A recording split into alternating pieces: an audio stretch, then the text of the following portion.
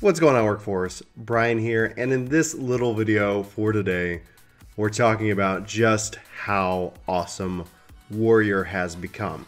Now, for some of you who have really been, passionate Warriors up till now, that statement might rub you the wrong way, and I'm not trying to incite, some obvious, negative thoughts towards what you guys have experienced, because your criticism, I think, is very valid. Warrior really had this huge amount of burst damage that required a high level of skill to play. And so what players like to talk about is that, especially me, I like to fall into the category easy to learn, but really tough to master. And that's what separates kind of, if you try to have three tiers, beginner, intermediate, and expert in any kind of game, that's really where you want to thrive. And so there is definitely some criticism about Warrior now being too easy or too forgiving. But that criticism aside, I just want to give my thoughts about how I feel the Warrior is now, and does that essentially mean that Warrior is going to be my new main as far as tanks go? To catch you guys up to speed, if this is one of your first Work to Game videos, or you might not be aware, is that in 2.0, even in really 1.0, Paladin kind of really was my main tank. 2.0, yes, Paladin. 3.0, Dark Knight came in, said nope, and became my main tank that I like to play. And then in 4.0, Paladin said, step aside Dark Knight. I want the whole pie.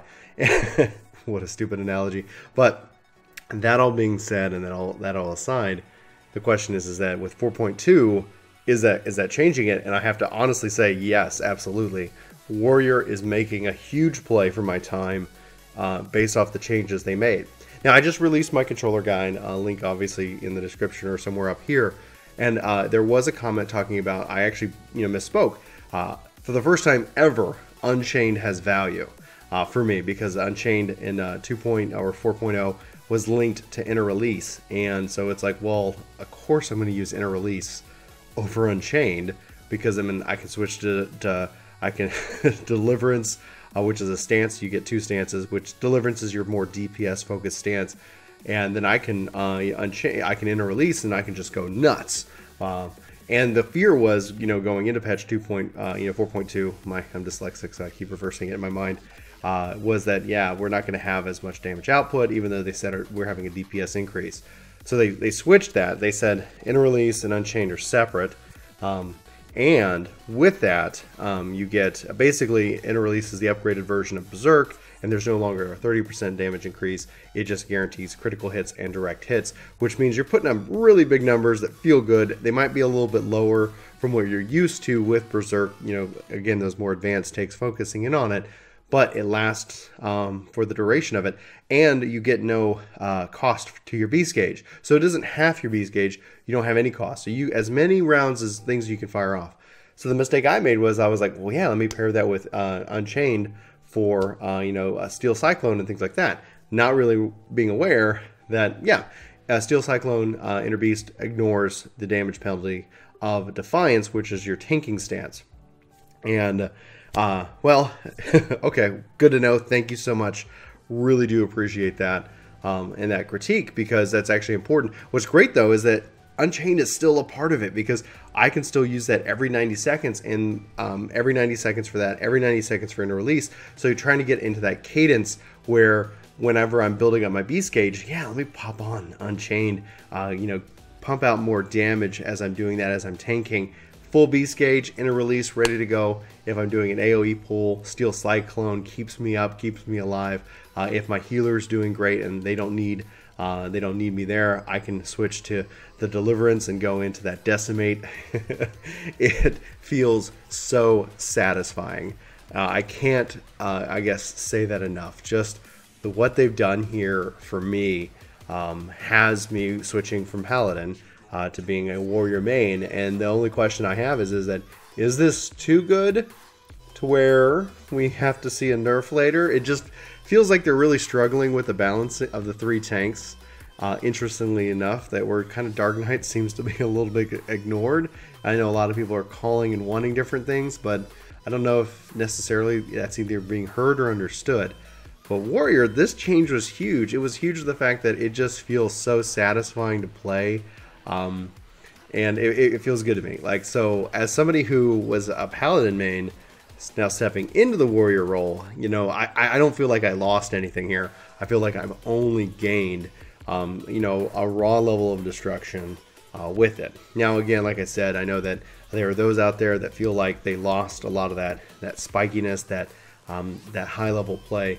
And, you know, so this is going to take me a little bit because I guarantee, like, I just ran a dungeon. I know I made a mistake. I ended up turning off my stance. I fat fingered it basically and lost some points. So it's still like I'm still making sure that I'm trying to get that level up. And hopefully, if I do develop those skills, I can put a more technical guide together for the Warrior with the new rotations and that have changed, because there is some things there. Basically, you know, you're a warrior. You're this powerful, you know, beast of a, you know, of a job, of a tank, but also somewhat of a DPS. But you got to do math. You know, there is a math calculation here. Otherwise, you could be losing out on your various rotations. So that's important for both using your skills that do use the beast gauge, but you have your skills that act as kind of a beast gauge dump, where you know, if you're at 90, you might want to just fire off unmend, so that way it's not unmend, I can't even remember now, upheaval,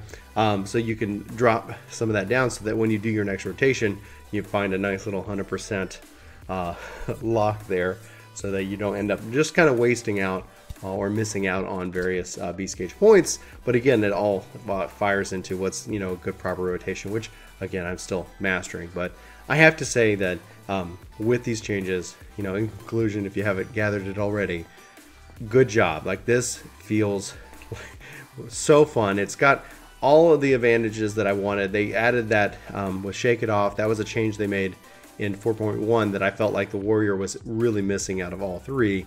No ability to really kind of protect anybody. And then they always had their gap closer, which they brought, you know, that came in with 4.0. So for me, Paladin now, you know, I love that gap closer, and I don't have that aspect with Paladin. You can make the case that Holy Spirit is your gap closer, but it feels satisfying just to rush up on a target at close range. So that's where I stand, guys. This is such an awesome change. I am so satisfied with Warrior that it is going to be my new tank. So all matter love and respect to Paladins and Dark Knights out there in the world. And also, again, I do, you know, I do hear the complaints that people have voiced about the changes to Warrior.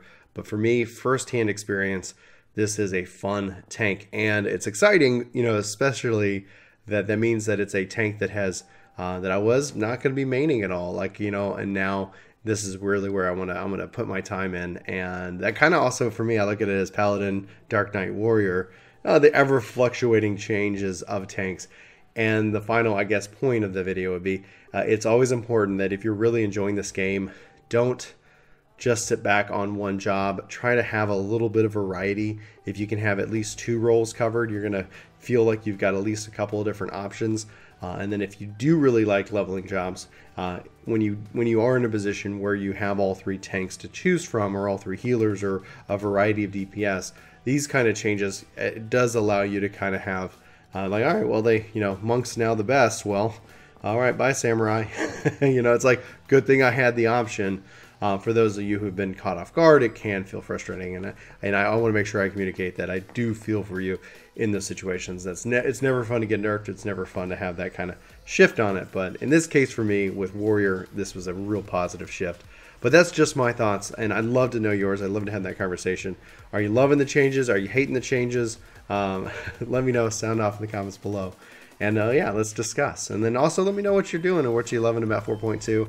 I'm really happy with the Sim Escape. The only problem is that I'm just under the eye level for Savage. I was able to get in, do some practice stuff, but I need to hopefully be able to get and clear the right eye level.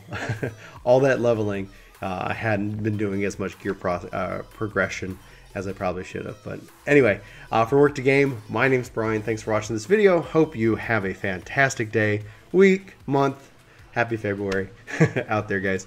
I'll talk to you soon, and take care. Hey, it's me. Thanks so much for watching this video.